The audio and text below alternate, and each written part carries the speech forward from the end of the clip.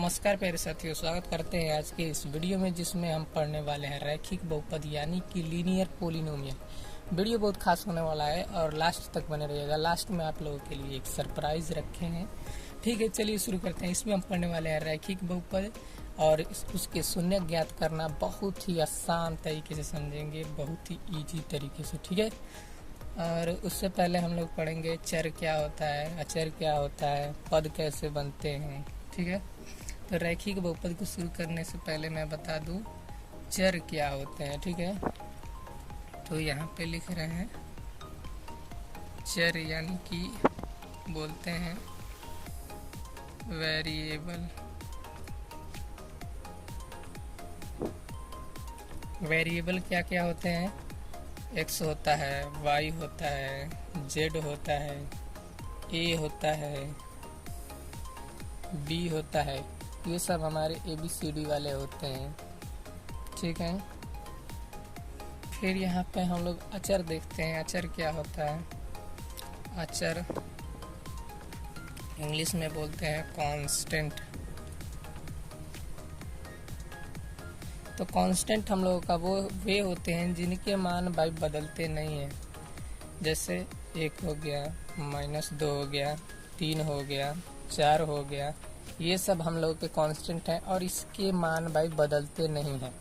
ये 4 है तो इसका मान बदल के 2 नहीं हो जाएगा, ये 4 ही रहेगा। और जो भाई वेरिएबल होते हैं उनके मान भाई बदलते हैं। ठीक है, तो अब अचर हो गया, चर हो गया। इन लोगों को देख लेने के बाद हम लोग चलते हैं अपने रैखिक बहुपद पे। ठीक है, रैखिक बहुपद तो यहाँ पे लिख रहे हैं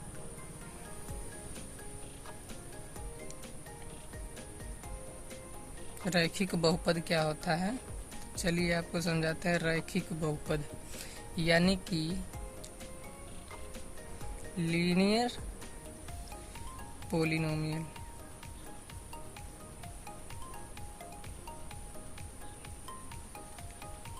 ठीक है, लीनियर पोलिनोमियल क्या होता है? वह बहुपद जिसमें चर की अधिकतम घात 1 हो, 1 से ज़्यादा नहीं होना चाहिए। ठीक है, वह बहुपद जिसमें चर की अधिकतम घात 1 हो रैखिक बहुपद कहलाता है। ठीक है, तो आप लोग के लिए मैं लिख दे रहा हूँ कि वह बहुपद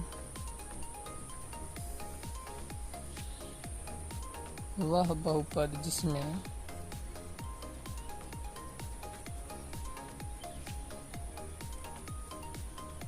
चर की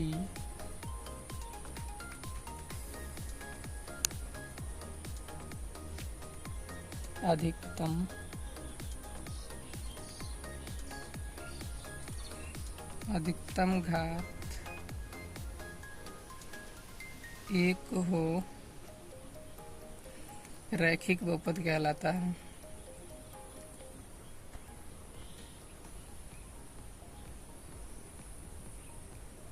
रैखिक बहुपद कहलाता है।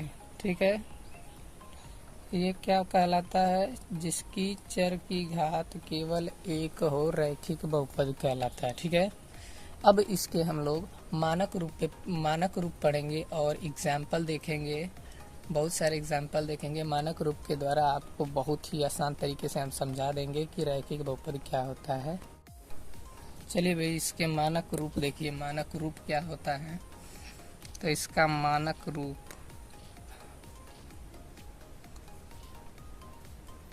जो रैखिक बहुपद का मानक रूप होता है वो x + b के रूप का होता है। a होता है x का गुणांक,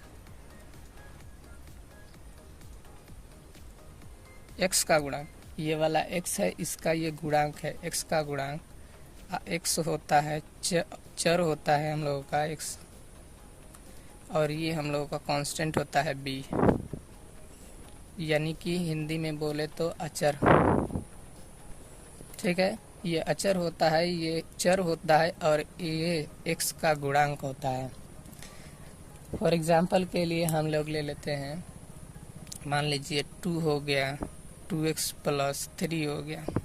तो ये हम लोगों का अचर है और ये हम लोगों का चर है और ये x का गुणांक है। ठीक है, ये हम लोग का एक रैखिक बहुपद है। और इसे हम लोग भाई बोलेंगे एक चर वाला रैखिक बहुपद। एक चर वाला रैखिक बहुपद। ठीक है, समझ जाइएगा। इसमें अगर दो चर रहते हैं तो इसे दो चर वाले रैखिक बहुपद बोलते हैं। दो चर वाले रैखिक बहुपद का यहाँ पे बता रहे हैं, आपके सिलेबस में नहीं है लेकिन बता दे रहे हैं। इसका ये होता है ax plus b y plus c. ये x का गुणांक है, ये y का गुणांक है, और ये अचर होता है। x और y चर होते हैं। ठीक है, तो अब हम लोग इसके उदाहरण देखते हैं। ठीक है, इसके उदाहरण में 2x प्लस 1, 5x माइनस 1, ये सारे हम लोगों के क्या हैं, रैखिक बहुपद हैं। आप लोग इसे बताइए, ये क्या रैखिक बहुपद है? ये रैखिक बहुपद है? घात में तो 2 है, और रैखिक बहुपद होने के लिए मैक्सिमम घात यानी अधिकतम घात 1 होना चाहिए। तो इसकी घात तो है 2 है, इसलिए यह रैखिक बहुपद नहीं है। अब हम चलते हैं, एक और एग्जांपल लीजिए। ये बताइए रैखिक बहुपद है? तो आप लोग बोलेंगे हाँ ये रैखिक बहुपद है, क्योंकि x का जो घात है वो 1 है, इसलिए यह रैखिक बहुपद है। इसका भी घात 1 है, इसलिए यह रैखिक बहुपद है, और इसका भी घात 1 है, इसलिए यह रैखिक बहुपद है। ठीक है, अब यहाँ पे ले लेते हैं 9x प्लस 1। क्या यह रैखिक बहुपद है? हाँ रैखिक बहुपद है, क्योंकि x का घात 1 है। यहाँ पे 4x ले लेते हैं। क्या यह रैखिक बहुपद है? हाँ है, इसलिए इसका घात 1 है, x का घात 1 है, इसलिए यह रैखिक बहुपद है। ठीक है, रैखिक बहुपद आप लोग समझ चुके होंगे। अब हम लोग शून्यक निकालने पर चलते हैं। शून्यक आपको इतना इजी तरीके से निकालना सिखाएंगे कि आप सोच भी नहीं सकते हैं। ठीक है, शून्यक क्या होता है और शून्यक को कैसे ज्ञात करते हैं, बहुत ही आसान तरीके से सिखाएंगे। चलिए चलते हैं, शून्यक क्या होता है। शून्यक क्या होता है, चलिए आपको शून्यक बताते हैं। शून्यक भाई देखिए, शून्यक वो होता है किसी बहुपद के चर का वह मान जो बहुपद को शून्य बना देता है, उसे हम लोग बहुपद का शून्यक कहते हैं। उसे उस बहुपद का शून्यक कहते हैं भाई। किसी बहुपद के चर का वह मान जो बहुपद को शून्य बना दे, उसे उस बहुपद का हम लोग शून्यक कहते हैं। चलिए आपको लिखकर बता दे रहे हैं परिभाषा। भाई किसी बहुपद के चर का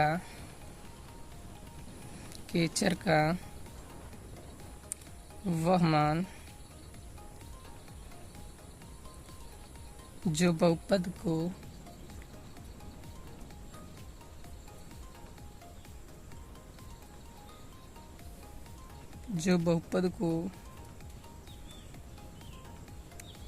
शून्य बना दें,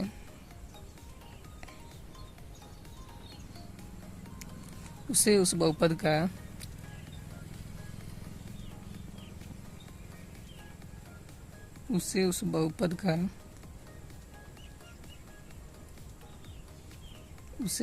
का क्या कहते हैं, शून्यक कहते हैं।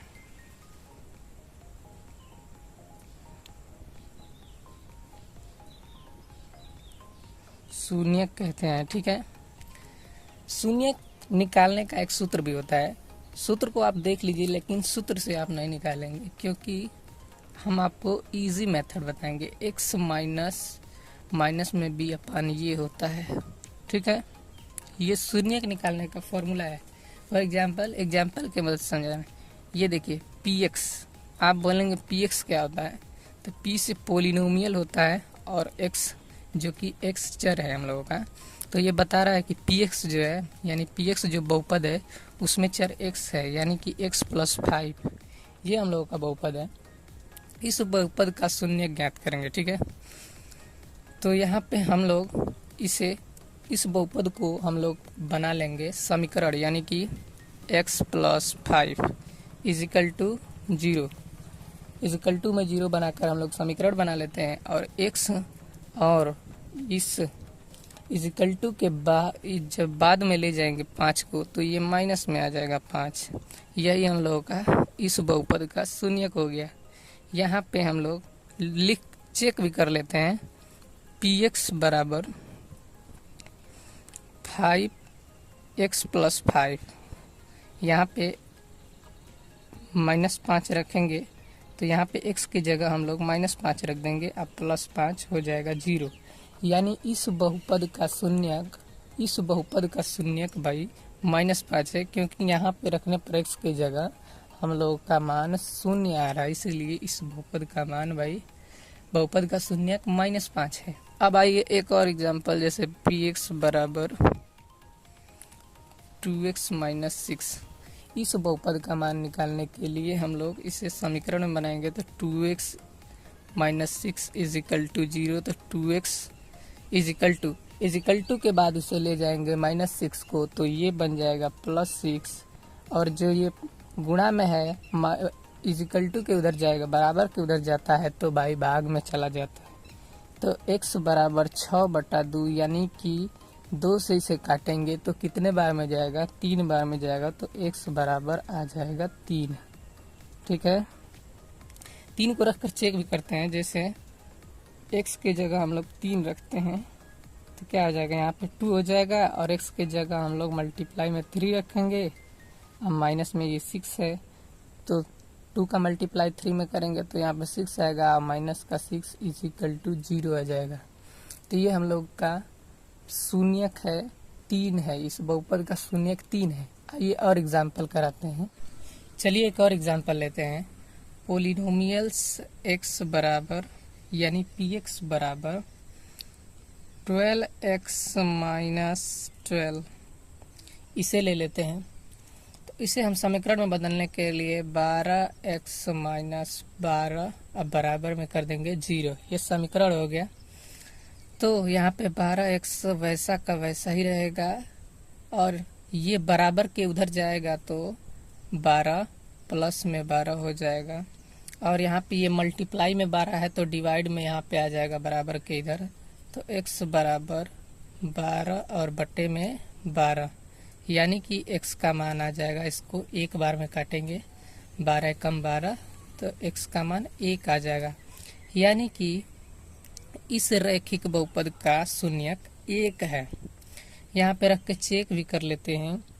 यहाँ पे x की जगह 1 रख लेते हैं, और यहाँ पे हो जाएगा 12 और x की जगह 1 हो जाएगा, अब माइनस में 12, तो 12 का 1 में मल्टीप्लाई करेंगे तो 12 और माइनस में 12 बराबर में आ जाएगा 0।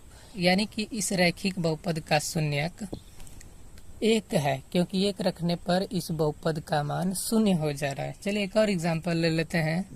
px बराबर 4x - 20, कुछ भी एग्जांपल ले लेते हैं, बस रैखिक बहुपद होना चाहिए, यानी घात में 1 होना चाहिए। ठीक है, तो यहाँ पे 4x वैसा का वैसा रह जाएगा, नहीं पहले इसे समीकरण में बदल लेते हैं। तो यहाँ पे 20 हो जाएगा, आप बराबर में 0 कर देंगे, ये हो गया हम लोग का एक समीकरण बन गया। तो 4x वैसा का वैसा ही रहेगा, और ये 20 बराबर के उधर जाएगा तो प्लस का 20 हो जाएगा, और ये मल्टीप्लाई में है तो इधर जाएगा बराबर के इधर तो डिवाइड में हो जाएगा। तो x बराबर 20 और ये चला जाएगा डिवाइड में, यानी कि 20/4। तो 4 से इसको काटेंगे तो 5 बार में जाएगा, 4 × 5 = 20, तो x बराबर आ जाएगा 5। यानी इस रैखिक बहुपद का शून्यक 5 है। ठीक है, इसे रखकर चेक भी कर सकते हैं, यानी कि x की जगह यदि हम 5 रखते हैं तो क्या आ जाएगा, 4 × x का मान 5 है, तो यहाँ पे 5 - 20 कर देंगे, तो ये 4 × 5 = 20, 4 × 5 = 20 और -20 हो जाएगा 0। यानी कि इस जो रैखिक बहुपद है इसका शून्यक क्या है, 5 है। ठीक है, और लास्ट में आप लोगों को क्लास का एंड करने जा रहे हैं, इसलिए आप लोगों को एक नंबर दे रहे हैं, उस पे आप लोग व्हाट्सअप करके क्वेश्चन या फिर डाउट पूछ सकते हैं, आपके लिए हम खड़े हैं। ठीक है, तो यहाँ पे मेरा नंबर है, ये व्हाट्सअप नंबर मेरा है 7860 729015, ठीक है। इस पर अगर मैसेज वैसेज करना हो डाउट के लिए या फिर क्वेश्चन के लिए, फालतू का मैसेज मत करिएगा। चलिए क्लास को एंड करते हैं। Thank you.